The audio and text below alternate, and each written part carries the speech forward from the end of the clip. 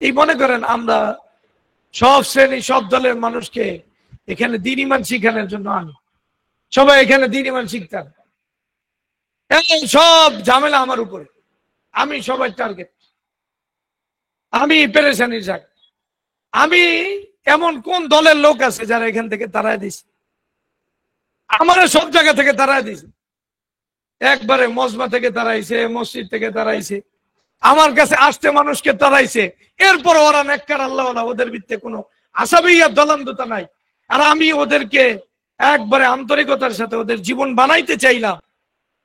আমি জানি ওই আমার প্রতিপক্ষ দলের মনে করে, এরপর ওর সাথে আন্তরিকতা দেখাইলাম।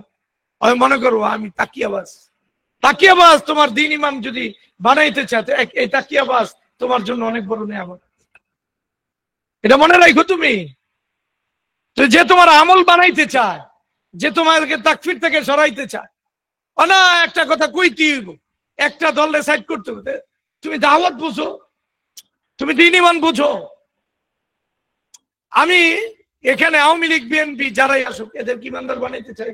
যাদেরকে তুমি আঘাত করো যেই দলকে, ওদের ভিত্তে অন্ততপক্ষে তাওহীদ আর দ্বীন ঈমানের আবেগ বেশি আছে না কম আছে? বেশি আছে। ওরে তারা দিলা, ওদের ভিত্তে সাধারণদেরকেও তারা দিলা, আর তুমি আমাকে উদ্বুদ্ধ করলা। তাইলে বেসিক উম্মার এমন একটা জায়গা কোন জায়গায় থাকলো যেখানে উম্মা সব শ্রেণীর লোকে দ্বীন ঈমান শিখতে পারবো? এই জায়গাটা নষ্ট করার জন্য যত চক্রান্ত আছে, আল্লাহ হেফাজত করো। আর যারা চক্রান্ত করে আল্লাহ তাআলা তাদেরকে সহি বুঝদান। এই জায়গাটা বুঝলো না, নিজে আইয়া দেখলো নিজের ঈমানের পরিবর্তন হয়েছে, দ্বীনের পরিবর্তন হয়েছে। আমি কেউরে ফতোয়া দিলাম না, কেউরে মোরতাদ করলাম না, এরপরও সমস্যা। বরং আমি ওরে আমার চেয়ে ভালো মুসলমান মনে করলাম, এরপরও সমস্যা। ওরে বুকে জড়াইলাম, এটাও সমস্যা। ওর বই পড়তে বললাম, এটাও সমস্যা। ওর অনুষ্ঠানে যাইতে বললাম, এটাও সমস্যা। সব সমস্যা। এই সব পুজে সবার কাছে যাইতে কই, এটা আমার সমস্যা। আর সব জায়গায় বাধা দেয়, এটা সমস্যা। আর বাধার জায়গায় এই জায়গায় খুঁজা নিছে, যে লোকটা চায় যেমন একটা সংগঠন হোক, এমন কিছু লোক দ্বারা, এমন কিছু লোক কাজ করুক যারা মুশরিকদের বিরুদ্ধে কাজ করুক। যে চায় যারা মাঠের শক্তি শিরিক আর মুশরিকদের বিরুদ্ধে কাজে লাগুক, একবারে দলাদলি করে দুই দল শেষ না হোক, এমন একজন লোককে টার্গেট বানাইয়া এর থেকে একবারে সাধারণ যুবক যারা দ্বীন ঈমান শিখতে এদেরকে বাধা দিতেছে আর মনে করতেছে দ্বীনের কাজ করতেছে, একবারে বিশ্বাস করলেও আমরা কোন দলের সাথে যুক্ত আপনি প্রমাণ পাবেন না। পুলিশ পায় না, র্যাব পায় না, পৃথিবীর কেউ পায় না। আপনি আমাকে যে দলের লোক কইতেছেন ওরাও জানেন আমি এই দলের লোক। কিন্তু এটা নিশ্চিত যারা কথা বলতেছে ওরা যে নিশ্চিত দলের লোক, এটা সবাই জানে। আপনি কেন নিজেকে উন্মুক্ত করে দিলে? আমারটা হবে না। একজন মানুষ এত বড় দলের কান্ডারি হইয়া বয়ে থাকলে এ ওপেন যারা পৃথিবীতে কাজ করতেছে, এটা আপনি কেমনে মনে করে? এত নষ্ট কেন আপনার মাথা? মাথা নষ্ট না হলে এই কথা কেউ বলতে পারে? ওপেন সারা পৃথিবীতে কাজের জন্য ওপেন কাজের ফিল্ডটা ঠিক করতে চাইতেছি। নবীদের কাজের একটা জায়গা ছিল ওপেন জায়গা, যাইয়া যাইয়া একবারে আরনেজের সাহেব হুজুরের কাছে বারবার গেছি, ওপেন একটা জায়গা থাকুক, স্পেস থাকুক। আল্লাহ আপনারা দিয়ে কাজ দিতেছে, হুজুর আপনি কাজ করে, আপনাকে কেউ যেন কোনো নির্দিষ্ট দলে যুক্ত না, তাহলে এই দেশ এবং এই জাতির জন্য ক্ষতি হবে। এখনো আন্তরিক যেই আছে আমাদের বিরুদ্ধে লিখতেই আছে, একবারে মানে দ্বীন ঈমান এলেম কিচ্ছু জানে না। যে আব্দুল্লাহ বিন নুরুল ইসলাম দুইটা শব্দ আই আমার সামনে পড়তে পারবো, এতটুকু হিম্মত নাই। ভারতের দালাল এটা প্রমাণিত হয়েছে, নিজেরা আলেম বলছে, মিথ্যা প্রমাণিত হয়েছে। কিন্তু উম্মার ভিতরে একটা ফাসাদ তৈরি করাই দিছে। উম্মা এখানে যে এক হবে, এক হওয়ার জায়গাটাই নষ্ট করে দিছে। তাআলা ইলা কালিমাতিন সাওয়াইন বাইনানা ওয়া বাইনাকুম আল্লা না'বুদা, এমন কথা বলতেছে যে আরশ কাব্য।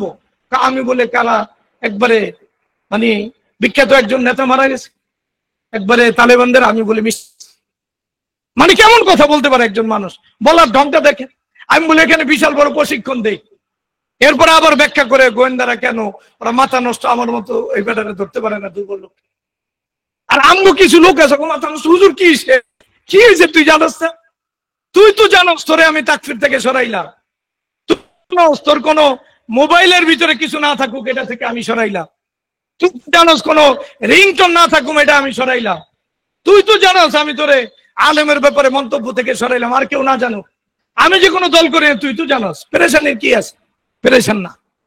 উম্মার এই বেসিক জায়গা, তাওহীদের যেই জায়গা বড় দরকার, উম্মার শিরিক আর মুশরিকদের বিরুদ্ধে একটা জায়গা তৈরি করে। আমরা আশাবাদী যে ইন্তিফাদা বাংলাদেশ তৈরি হয়েছে, এদের ব্যানারে উম্মা জমা হোক, বিশেষ করে দ্বীন আর ঈমানকে যারা চায় এরা জমা হোক, আমরা চাই। আমাদেরকে হুমকি মনে করার কিছু নেই, আমরা আন্তরিক, আমরা যাইতে তৈরি, আমরা উম্মার দরদ বুঝি, ব্যথা বুঝি। আমাদেরকে গালি দিয়া লাভ নাই, আমাদেরকে গালি দিলে আল্লাহ তাআলা আমাদের ত্রুটি মাফ করবেন, কিন্তু আমাদের এই মেহনত বাকি থাকে। বৃহত্তর ঐক্যই উম্মার জন্য কত দরকার, এটা উম্মা যদি না বোঝে উম্মা পেরেশানিতে পড়বে। একবারে আফগানের শুরুতে যদি একবারে উম্মা বৃহত্তর ঐক্যকে সামনে নিয়ে কাজ না করতো, তাহলে আজকের আফগান তৈরি হতো।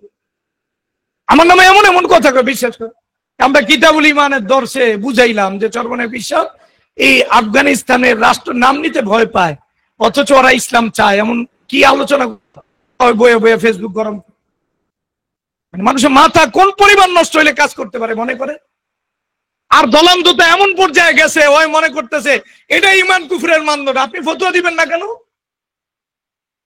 একবারে খাইরুল কুরুনে রাসূলুল্লাহ সাল্লাল্লাহু যুগের পরে খোলাফায়ে রাশিদিনের যুগে যারা মানসুস আলাই কোরআন সুন্নাহ দিয়া সাহাবায়ে কেরামের স্পষ্ট দলিল দ্বারা যারা সাহাবাদেরকে তাকফির করা খারিজি, এদেরকেও সাহাবারা দাওয়াতের উপযুক্ত মনে করছে। যারা মুসাল্লা ছিল, তরবারি যুক্ত ছিল। আমাদের এই দেশে কে তরবারি দিছে, কে মুসাল্লা, আর কে কোরআন সুন্নাহ অনুযায়ী একবারে সাহাবাদের যুগের মতো খারিজি আছে? তারা যোগ্য থাকতে পারে, এরা দাওয়াতের যোগ্য না, যোগ্যরা দাওয়াতের যোগ্য না।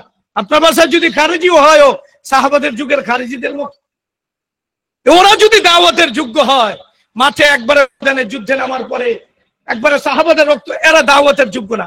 এদের ভিতরে দাওয়াত কে দিবে? এদেরকে দাওয়াত দিয়া আপনার ভাষা অনুযায়ী এদেরকে দাওয়াত, এই ভূমি যদি দাওয়াতের হয়, এই কাজ কে করবে বলে? আর একজনের ফতুয়া দিয়া আপনি তার বিরুদ্ধে কাজ করবেন, এই কথা আপনাকে কে বলছে বলে? দাওয়াত বোঝেন না, দিন বোঝেন না, ঈমান বোঝেন না, আবার ওটারে মনে করেন মানদণ্ড। দলের আসাবিয়াতটা এই জায়গায় গেছে, যে এই দলান্ধতা এই পর্যায়ে গেছে, যেটা সত্যিকারের দিন ঈমান, ওটাকে আঘাত দিতে আপনার কোনো মেলা লাগে না। আমরা চাই এটা, যে শুধু আমি না, একবারে উম্মার কিছু শ্রেণী এমন চাই, কিছু সংগঠন এমন চাই, যুবক এমন চাই, যারা উম্মার বৃহত্তরকে সামনে রাইখা আমাদের বিভেদকে দূর করে শিরিক আর মুশরিকদের ইন্ডিয়ার বিরুদ্ধে এখন। আজকে সালিমুল্লাহর একটা লেকচার শুনতেছি, ও বলতেছে সামনে যে আমরা কত ভয়ঙ্কর বঙ্গোপসাগরে পড়তেছি, এটা কোনো হিসাব না। আপনার একটু দেমাগ খাতা, কোনো কিছুই তো বদলায় নাই। প্রশাসন বদলায় নাই, মিডিয়া বদলায় নাই, হারামখোররা বদলায় নাই। আগে আওয়ামী লীগ করছে ঝামেলা, এখন বিএনপি আওয়ামী লীগ যোগ হইয়া ইন্ডিয়ার পক্ষে নামছে। তো আমাদের শত্রু মিত্র কোনটা আপনি বোঝেন না কেন? আপনি কেমনে মনে করলেন আমি একটা দলে, এরপরও আপনাকে মোরতাদ মনে করে বুকে জড়ে? কেমনে মনে করেন, কেমনে মনে করেন এই কথা? এই মনে করতে পারেন এই কারণে যে আপনার ভিতরে সত্যিকার অর্থে আসাবিয়ত আছে, নালে মনে করতে পারেন। যাই হোক, এই লম্বা ফিরিস্তি কথা বলে লাভ নাই, এজন্য এটা নিয়ে পেরেশান না। আলহামদুলিল্লাহ, আল্লাহ আল্লাহু ইয়াসিমুকা মিনান নাস, তাওহীদের কাজ করবে। তাওহীদের কাজ দলমত কেন্দ্রিক হয়। দলমতে আমরা কখনোই কেউরে এক না নিজে যেমন সদস্য ছিলাম, না কাউরে এই বাংলাদেশে কোন দলের উৎসাহিত করছি যাও।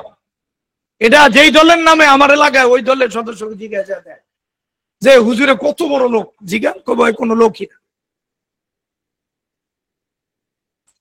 আল্লাহ আমাদেরকে হেফাজত করে। এটা নিয়ে মানে মূল বেসিক জায়গাটা, এখানে জমা হইব উম্মত না যুবকদের যেই শ্রেণী মাঠে নামবো, কাজ করব, এদেরকে দলের একটা বড় হাতিয়ার দিয়া এক বাস আর ঈমান কুফরের মানদণ্ড এটাই বানায় নিছে। আকীদার কিতাবগুলো খুঁজে পাওয়া গেছে, ওরে যদি না কয় তাহলে ওই মুসলমান, আর ওরে যদি খারিজি কয় সবকিছু পাওয়া যাবে। ওরে যদি ওই মোরতাদ মনে না করে তাহলে ওর ভিতরে ঈমান নাই, ওর তাজকিয়ার অভাব আছে।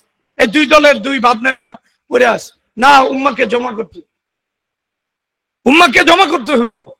উম্মার যদি মূল শ্রেণী যারা মাঠে নামছে, এরাই যদি একজন আরেকজনের প্রতিপক্ষ হয়, তাহলে শিরিক মুশরিকদের বিরুদ্ধে দায়ীরা নামবো, মাঠে কাতেবরা নামবো।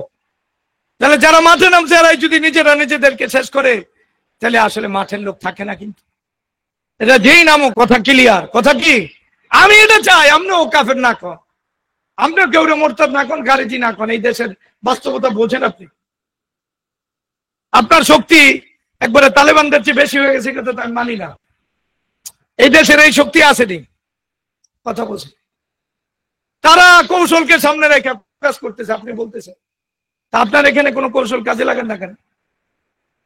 আল্লাহ আমাদেরকে দ্বীনের সহি বুঝ দান এবং সত্যিকার এমন লোক তৈরি করে দেখ যারা উম্মাকে এক করবে। হেফাজত তৈরি হয়েছিল, বড় স্বপ্ন ছিল, এই রাজনীতিবিদরা যেখানে যায় ওই জায়গা নষ্ট করে দেয়। ইন্ডিয়ার একটা বিখ্যাত উক্তি আছে, আর কথা যার যেমন চায় মনে করুন। ইন্ডিয়ার বিখ্যাত উক্তি আছে, ওরা ওই মাছের ব্যাপারে বলে, अगर कोई तालाब में एक मिसलिया भी हो तो उसको गंदा कर देते। যদি কোনো পুকুরের ভিতরে একটা মাছও থাকে তো এটা ওরা বদবু বানায় দেয়, বন্ধ করে। রাজনীতিবিদরা কোনো জায়গায় ঢুকলে ওই জায়গা টিকে না। হেফাজতের মতো পবিত্র জায়গা সবাই জমা হয়েছে, যেই দাবি হেফাজতের বাস্তব যেটা অনেকে খুঁজে পায় না। দাওয়াতের কি নমুনা হইব? দাওয়াতের নমুনা হইলো একদল হইব শাসনতন্ত্র, একদল হইব মজলিস, একদল হইয়া পিটাপিটি। দাওয়াতের মধ্যে আপনি কোথায় পাইলে? এই জায়গায় তো সমস্যা। আমরা গণতন্ত্রের দাওয়াত বলতেই পারবেন না।